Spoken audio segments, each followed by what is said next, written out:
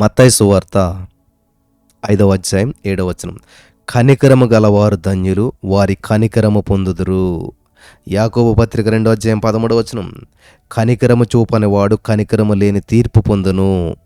స్తోత్రం దేవా, ఈ యొక్క వాక్యపు వెలుగులో మమ్మల్ని నడిపించి సత్యం ప్రతి వారిని స్వతంత్రంగా చేసుకునే కృప చూపించమని యేసుక్రీస్తు నామములో ప్రార్థించిన మీ పొందుకుని ఉన్నాం తండ్రి, ఆమేన్.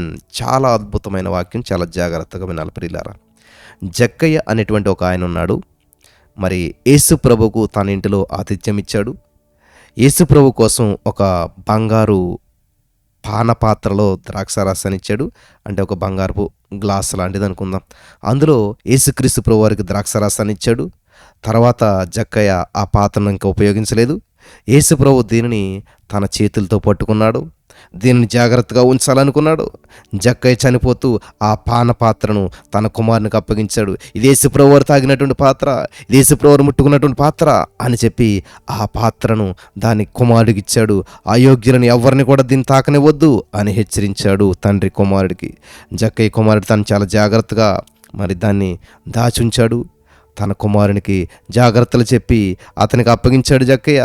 యేసుక్రీస్తు ప్రభువారు ఉపయోగించినటువంటి ఆ పానపాత్రను చూడాలని అనేక మంది జక్కయ్య వంశస్థుల ఇంటికి వచ్చేవారు.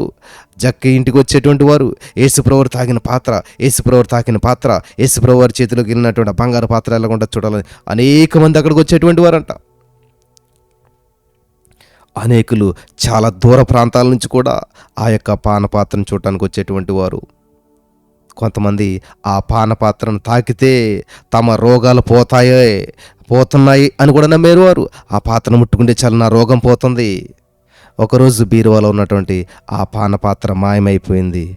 యేసుప్రభువును ప్రేమించేటువంటి అనేకులు పానపాత్ర మాయమైందని చెప్పి తెలిసి ఎంతో దుఃఖపడ్డారు. కొంతమంది యోధులు దానిని వెతకటానికి బయలుదేరారు. ఎక్కడికి వెళ్ళిపోయిందా ఏంటా అని చెప్పి. కొంతమంది రహస్యంగా మరి సంచారం చేస్తూ దాని గురించి వాకప్ చేస్తూ ఉన్నారు. ఎక్కడికి వెళ్ళిపోయిందా, ఎక్కడుందా అని చెప్పి. అది బంగారు పాత్ర కాబట్టి దొంగిలించిన వారు ధనవంతులకే అమ్ముతారు. ఏ దొంగిలించినా కానీ అది అమ్ముతాడు. అమ్మాడంటే కొన్నవాడే ఉంటాడు, ధనవంతుడే ఉంటాడు. అంటే ఖచ్చితంగా ఇది ఎవరో ధనవంతుని ఇంట్లో ఉండి ఉంటుంది అని చెప్పి ఆ ధనవంతులలో పనిచేస్తున్నటువంటి పరిచారకులను విచారించారు. ఎంత ధనం కావాలంటే అంత ధనాన్ని ఇస్తాము అని చెప్పి ఆశ చూపించారు.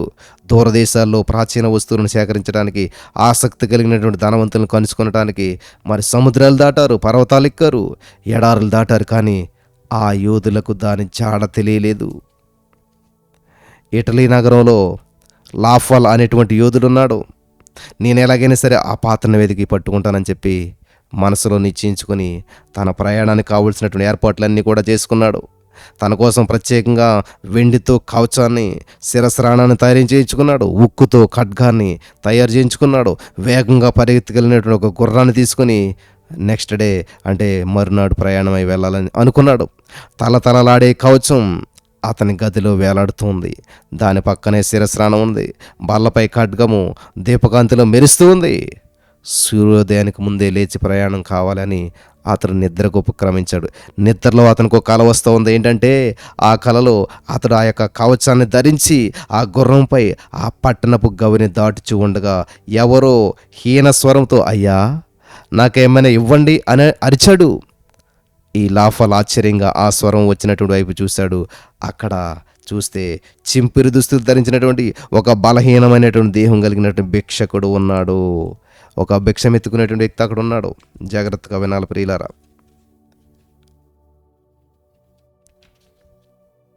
నేను గొప్ప కార్యార్థినై బయలుదేరినప్పుడు పట్టణపు గవిని వద్దే ఈ శనిగాడు నాకు కనపడ్డాడేంటిరా, ఒక మంచి పని మీద వెళ్తుంటే ఈ భిక్షకుడు నాకు కనపడ్డాడేంటి, నాకే కనపడాలా, శకునం బాగాలేదని చెప్పి అనుకుంటూ కోపంతో జేబులోంచి ఒక బంగారు నాణ్యాన్ని తీసి అతని వైపు విసిరాడు. ఆ భిక్షం ఎత్తుకునేటువంటి వ్యక్తి కోపంతో ఉన్నటువంటి అతని ముఖాన్ని చూసి నాకు ఈ బంగారు నాణ్యం అక్కర్లేదయ్యా, తినడానికి ఏవైనా ఇవ్వయ్యా అని అడిగాడు. అయితే ఈ లాఫల్ ఆ మాటలు వినలేదు. తన బంగారు నాణ్యాన్ని ఇచ్చాను కదా, బంగారు నాణ్యం ఇస్తే ఇంకా మళ్ళీ తింటకు పెట్టమంటావేంటి అని చెప్పి గర్వంతో ముందుకెళ్ళిపోయాడు. అతడు అనేక దేశాలు తిరిగాడు, ఎడారులు దాటాడు, అనేక సముద్రాలు దాటాడు. పానపాత్ర జాడ ఎక్కడా తెలియలేదు. మొన్నటి వరకు మా యజమాని వద్దనే ఉండేది, ఈ మధ్యనే ఎవరికో అమ్మేశాడు అని కొందరు చెప్పారు. లాఫాలు ముసలివాడైపోయాడు, తిరుగుతా ఉన్నాడు. అతని జుట్టంతా కూడా నెరిసిపోయింది, నడుము కొంచెం వంగిపోయింది. ప్రకాశవంతమైనటువంటి అతని కళ్ళు తమ కాంతిని కోల్పోయాయి. తలతలలాడేటువంటి అతని యొక్క కవచం తుప్పు పట్టింది. కొంతకాలం విశ్రాంతి తీసుకుని మరలా నా అన్వేషణ కొనసాగిస్తాను అనుకున్నాడు. తన పట్టణపు గౌని వద్దకు తిరిగి వచ్చాడు. మరలా హీనస్వరంతో, అయ్యా నాకేమైనా ఇవ్వండని వెళ్ళినప్పుడు కనిపించినటువంటి వృద్ధుడు మరలా విన్నాడు. ఆ స్వరం వచ్చిన దిశగా చూశాడు. తాను బయలుదేరినప్పుడు తనను భిక్షం అడిగినటువంటి భిక్షకుడు అక్కడ నిలబడి ఉన్నాడు. ఇప్పుడు లాఫాలకు చాలా కోపం వస్తుందనుకున్నారా? రాలేదు. ఈసారి అసలు కోపమే రాలేదు.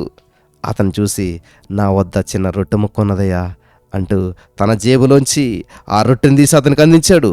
ఆ భిక్షకుడు ఏం చేశాడంటే ఆ రొట్టె తీసుకొని వందనాలని చెప్పి దాన్ని తినడం ప్రారంభించాడు. అంతలో అతనికి దగ్గొచ్చింది. లాఫర్ నీరు తెస్తానని గుర్రం దిగి మరి తన దగ్గర ఉన్నటువంటి ఆ రాగి పాత్రను తీసుకొని ప్రక్కనే ఉన్నటువంటి కొలనద్దుకు పరిగెత్తుకొని ఆ రాగి పాత్రలో నీరు ముంచి ఈ యొక్క భిక్షకుడు ఉన్నాడు కదా, ఆ రాగి పాత్రతో నీళ్ళు తెచ్చాడు. భిక్షకుడు ఆ పాత్రను తన చేతిలోనికి తీసుకోగానే ఆ రాగి పాత్ర తలతలలాడే బంగారు పాత్రగా మారిపోయింది. వింటున్నారా? రాగి పాత్ర బంగారు పాత్రగా మారిపోయింది. ఈ లాఫల్ గారు ఆశ్చర్యంగా చూస్తూ ఉన్నాడు. తన ముందున్నటువంటి భిక్షకుడు ధవళ వస్త్రంలో ధరించిన ఒక అందమైన వ్యక్తిగా మారిపోయాడు. అతడు ఎంతో పొడవుగా ఉన్నాడు. అతని ముఖం ప్రకాశిస్తూ ఉంది. అతడు లాఫల్తో, నీ పట్టణంలోనే నీవు ఆ పానపాత్రను కనుగొనగలుగుతావు. అవసరమైన వారికి సహాయం చేయటం వలన ఆ పానపాత్రను ఇక్కడే నువ్వు కనుగొనగలిగావు అన్నాడు. ప్రకాశిస్తున్నటువంటి ఆ యువకుడు అదృశ్యమైపోయాడు. లాఫలకు మెలకువ వచ్చింది. అప్పుడే సూర్యోదయం అయిందనమాట. అతడు ప్రయాణమై వెళ్ళవలసినటువంటి సమయం ఆసన్నమైంది. గోడకు తగిలించినటువంటి కవచం తలతల మెరుస్తూ ఉంది. లాఫల్ తల విదిలించి లేచి నిలబడ్డాడు.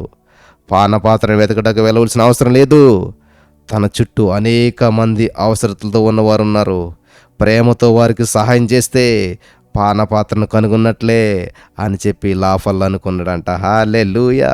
అందుకు రాజుగారు, మిక్కిలి అల్పులైనటువంటి ఈ నా సహోదరులలో ఒకనికి మీరు చేసితిరి గనుక నాకు చేసితిరని నిశ్చయముగా మీతో చెప్పుచున్నానని వారితో అనెను. మత్తయి సువార్త 25వ అధ్యాయం 40వ వచనం. వింటున్నారా ప్రియులరా? ఎంతో అద్భుతమైనటువంటి సన్నివేశం. కాబట్టి ఎక్కడో ఉందని వెతకడం కాదు, నీకు దేవుడిచ్చినటువంటి అవకాశాన్ని సద్వినియోగం చేసుకుని నువ్వే ఏం చేయాలంట, నీలోనే ఉన్నది ప్రతిదీ కూడాను. ఎప్పుడైతే నువ్వు ఇవ్వటం మొదలుపెట్టావో అప్పుడు నువ్వు ఆశీర్వాదానికి కేంద్రంగా మార్చబడతావు. నువ్వే ఆశీర్వాదకరంగా మార్చబడతావు. ఈ యొక్క మరి సమయంలో ఈ యొక్క వాక్యపు వెలుగులో మీరంతా నడిపించబడ్డారని నమ్ముతున్నాను. ఈ పానపాత్ర ప్రతివారు కలిగి ఉండటానికి పరిశుద్ధాత్మ దేవుడు సహాయం చేసి నడిపించి బలపరచును గాక. ఆమేన్.